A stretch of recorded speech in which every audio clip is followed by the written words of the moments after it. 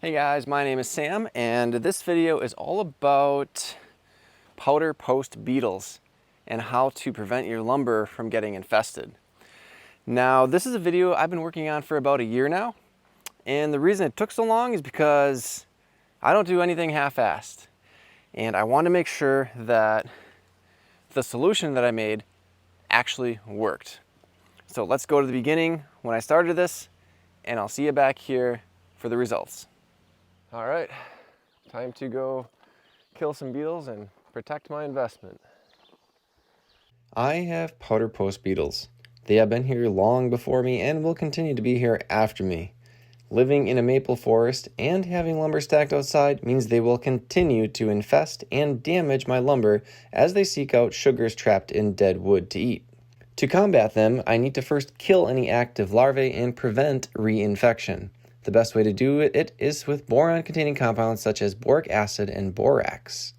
Ethylene glycol penetrates wood well and will serve as a carrier solvent. There is a commercial product available, but it runs almost $100 per gallon and will treat 800 board feet of infested wood. Using store-brand full-strength antifreeze, borax, and roach killer, I will make just over 2.5 gallons for $60. Stay for the end of the video for a follow-up of how well it worked.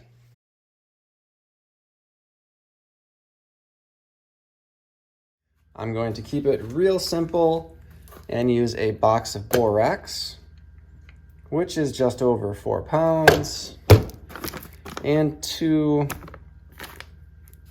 roach away baggies, totaling just under 3 pounds. Using my wife's finest pot, I'm going to add the antifreeze first. Well, at least if it stains the wood, it'll add a nice golden amber color. Actually, the dye is so dilute it won't affect the color of the wood. And we will apply heat. Almost 200. Gonna start adding some stuff. Gonna start with boric acid.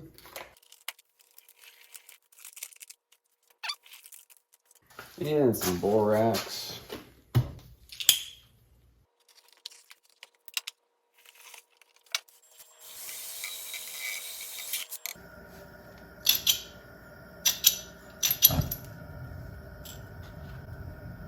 After about an hour, I realized that an electric hot plate is not powerful enough, and I switched to a propane turkey fryer burner.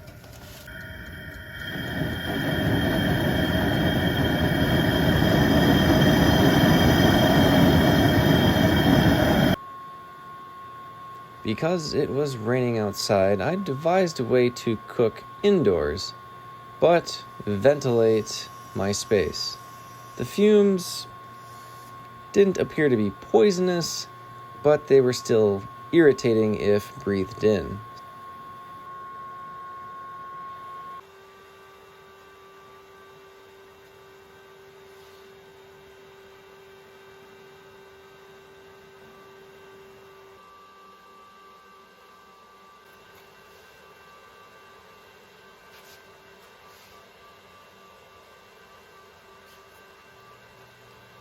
With all the bubbles and boiling, I realized that my infrared thermometer was not accurate.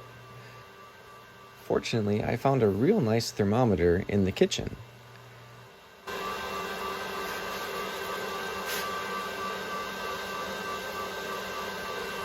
At 260, that should have removed all of the water from the acids. That will help it stay in solution and not precipitate. Oh man. Oh, I tasted a little bit there before I put the lid on. Yuck. Anyway. That's all for tonight. We're gonna let that cool down. Well, it's cooler. Looks like it stayed dissolved overnight.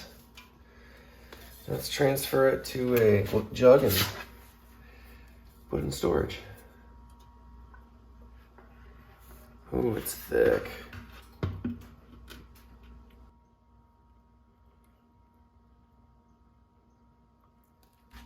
Removing the weight of the containers, my starting weight for all ingredients in this 2-gallon batch was 32.5 pounds. Almost exactly 29 pounds has been recovered after cooking.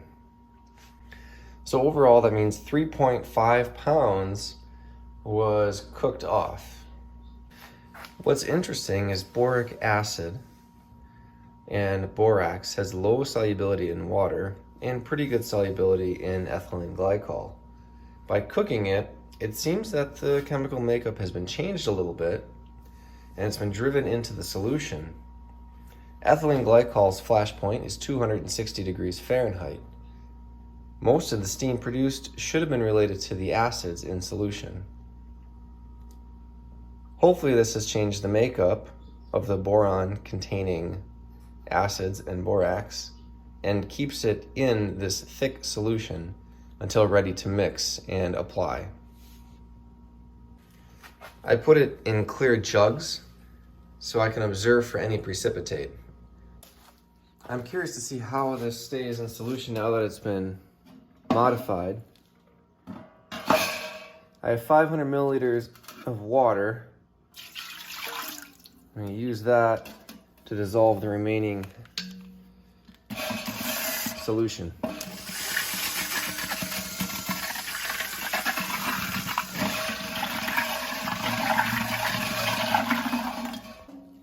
It dissolved quite readily. That's a good sign.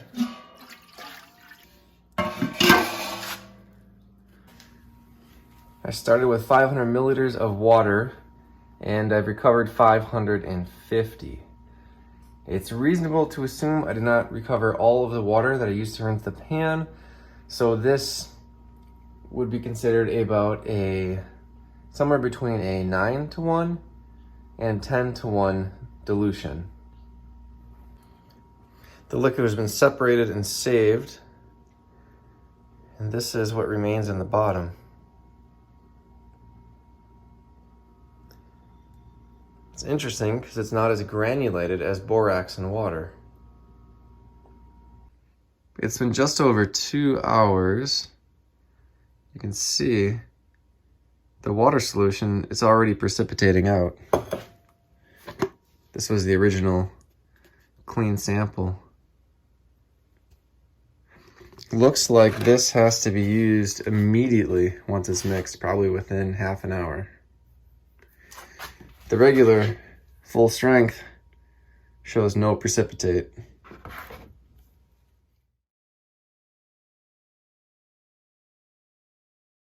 I just warmed up my stuff in the sink with some hot water. Now, let's mix.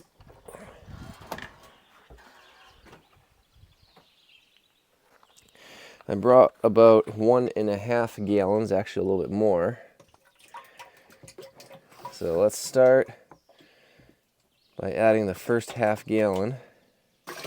Hot water time.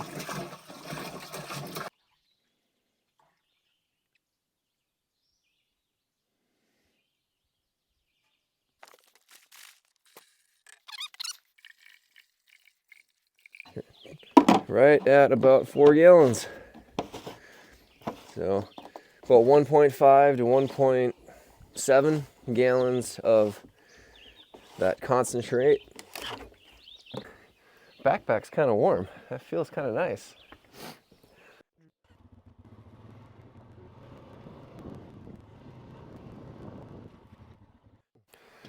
All right, let me show you the piles we got today. There's one on my left. That's soft maple. I believe that was cut second. And then on my right is hard maple.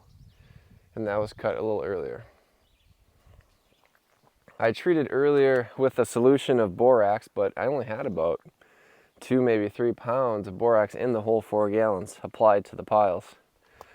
coming back with quite a bit more this time. We can see some old activity of the beetles. See if I can find some new stuff.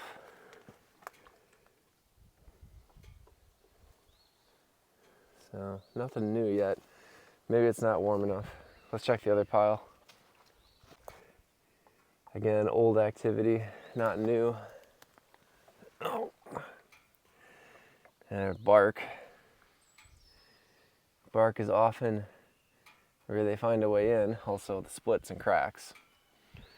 It doesn't help that we're in the maple woods here, and with all the maple trees, there's bound to be powder post beetles. I suppose if I took it somewhere where we didn't have maple trees, I'd be better for it. But yeah, actually feels kind of nice with the warm backpack this morning. Now, I have just a simple Ryobi sprayer, use it for my lawn, whatever else, and a XR T-Jet 11003 VS. We'll get it going, purge the line because there was some water in here.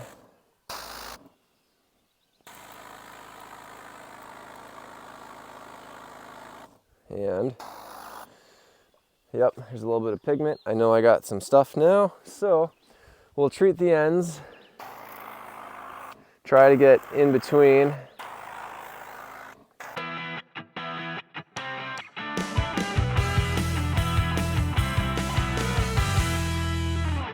The sides. And what I'm going to try to do is, first off, get the whole side.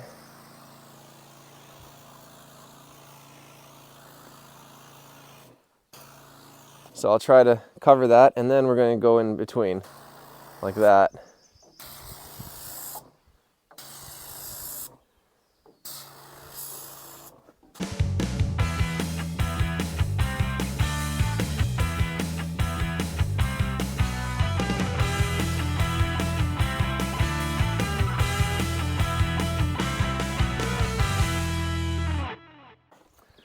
All right.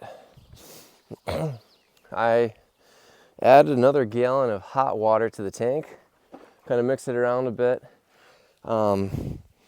Whatever was in there before, this is probably about a 1 to 10 to 1 to 20 dilution, just to try to get every last little bit. So I'm going to go over some dry spots, maybe hit the base, kind of use it up.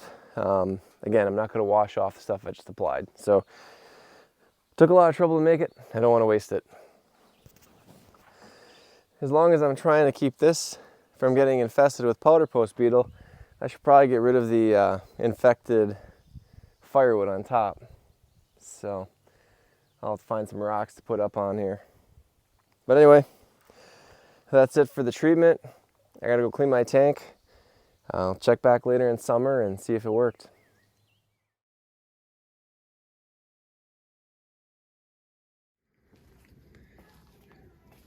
My long-term test continues with the powder post beetle pesticide, which is good because now I have 4 veneer quality hard maple logs that I've sawn up into 2-inch planks. This time I've removed all of the bark with a draw knife, and I'm going to treat all 4 sides with the preparation that I cooked up earlier in the year. And yeah, I'm disgusting because I just cut all this up, and chainsaws make a lot of shavings, like a lot. So if you're thinking about doing an Alaskan mill, just keep in mind 2 logs a day is about all you're gonna do, because after that you're just beat. Each log here produced 4 planks, so that is the entire work and lumber from 2 logs. Still in solution. With all of the water cooked off, this is now anhydrous, and it will not crystallize. long-term storage has been achieved. I have some fresh cut hard maple boards. I'm gonna get those spread out and get them treated.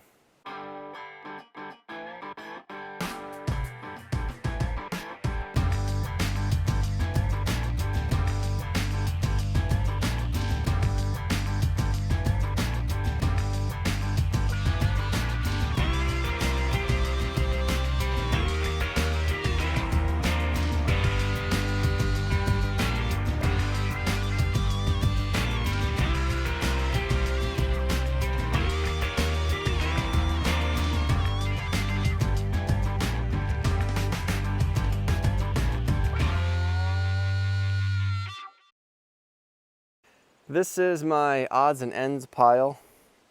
I have walnut and cherry stacked in here, and you can see on the top there's some other larger cherry.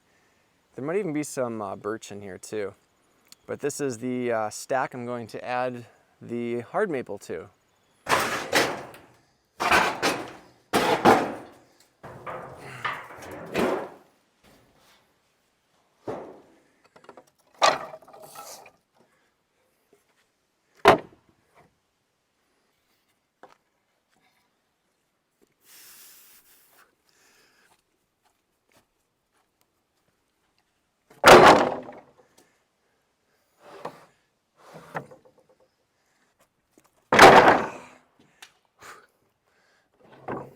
Yeah!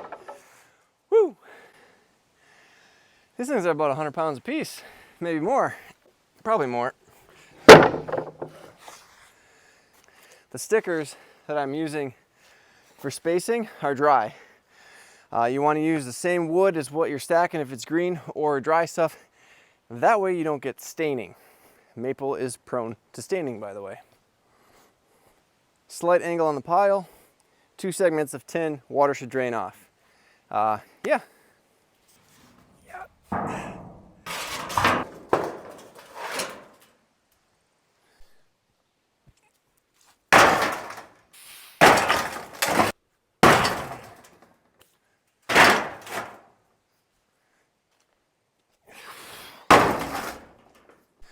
One last step is to apply anchor seal, or really anything to seal the ends.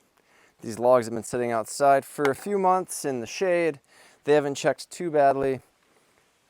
Now they're going to get plenty of airflow, albeit still mostly in the shade. I'm going to want to seal the ends to prevent checking. If I can prevent checking, I can add possibly another usable foot to each plank, which is great. That's like free wood. Here goes.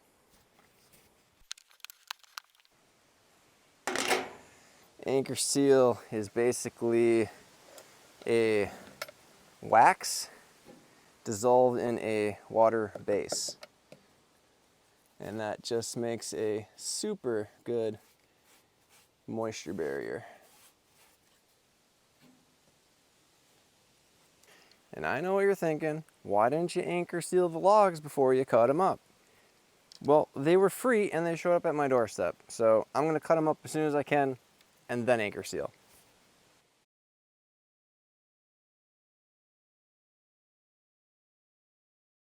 All right, it's been almost a year now, and we've gone through winter. The beetles have had a chance to hatch and emerge, so the larvae turns into the beetles and they fly away. And what we're doing is we're preventing the re-infestation. So this chemical will either kill or deter that beetle from boring back into this lumber and starting another breeding cycle. Now this pile, this is interesting. This pile is popple and basswood. But yet look it, there's powder. You know why?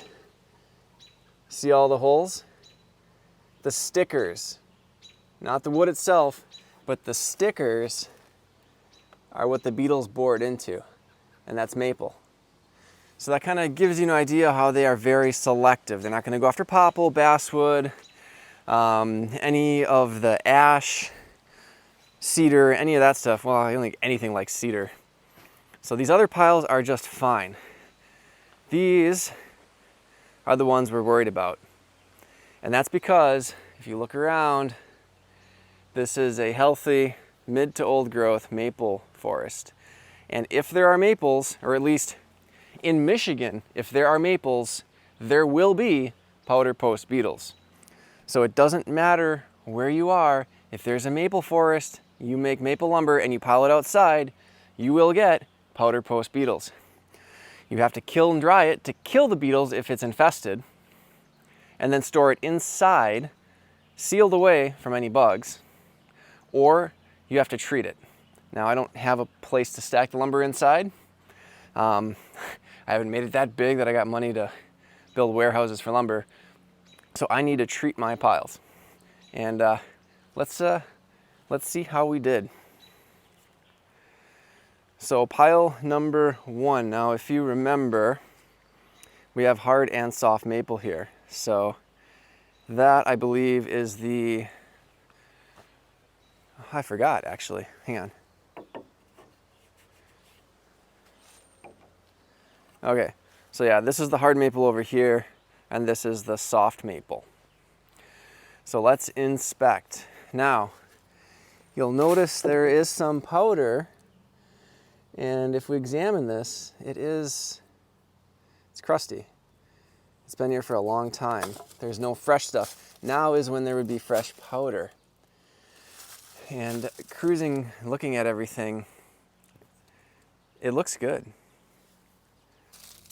All right, so I found some powder over here. It's hard to see, but it's all old stuff. It's all kind of crunchy. It's not fresh. And you can see this lumber had some bark on it. That's a no-no.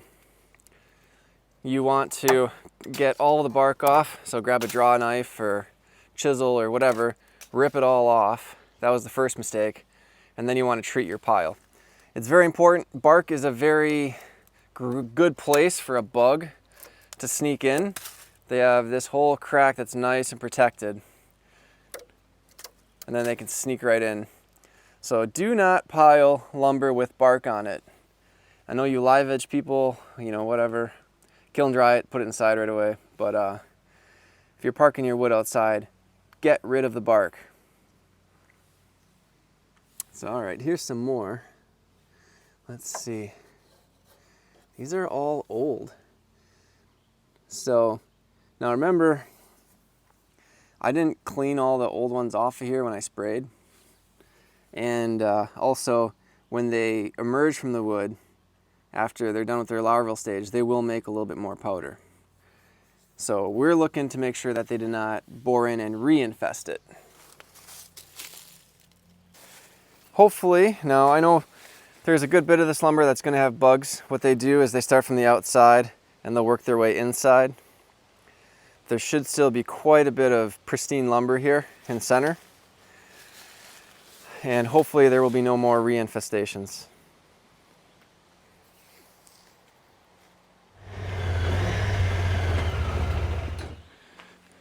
Let's see if I can find the jug on the first try. Haha, there we go. So let's go right here and take a look. There we go. So this is the, if you remember, the anhydrous solution that was prepared. We boiled all the water out, and as you can see, it is nice and syrupy, no crystals. So it stored perfectly.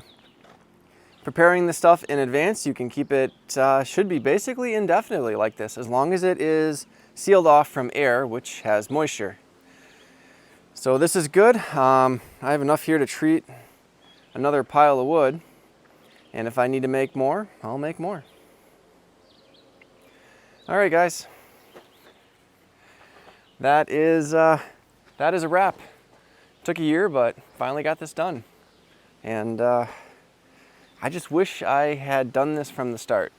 So if you're cutting your lumber and stacking maple, please buy the commercial product, make one like I did, but treat that lumber. Don't let bugs get rid of your wood or mess your wood up. All right, as always, thanks for watching, and I will see you next time.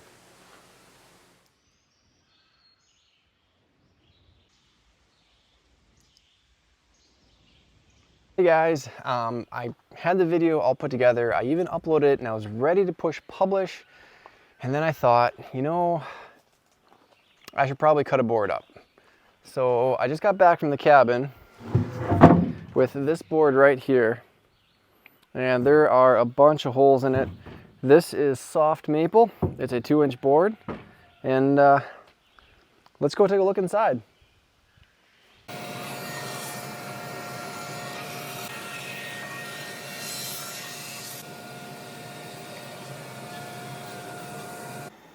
You can see they're in and exit holes. And then once they're in, they seem to go sideways. Here is a cross section of the holes. I spent about 10 minutes going through these thin slices. I'm not going to bore you with all that footage, but basically what I found is the bugs in the wood are dead. They're dried out. If they were alive, they would be kind of juicy, like this photo from last spring. So on that note, I think I'm finally ready to end the video.